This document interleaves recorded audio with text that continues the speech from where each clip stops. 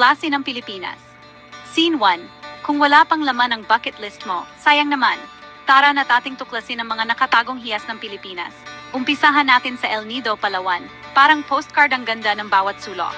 Mga nagtataasang limestone cliffs, malinaw na tubig, at mga lihim na lagoon, perpekto para sa mga mahilig sa adventure. Scene 2. Lipat naman tayo sa Banawe Rice Terraces, isang UNESCO World Heritage Site. Para itong hagdanan patungo sa langit, gawa ng ating mga ninuno. Hanggang ngayon, hindi mo mapipigilang humanga sa ganda nito. Scene 3. Sunod nating puntahan ang Siargao, ang surfing capital ng bansa. Mga alon na pang world class at buhay na parang slow motion, relax mode ka diyan. Scene 4. Hindi pwedeng palampasin ang Cebu.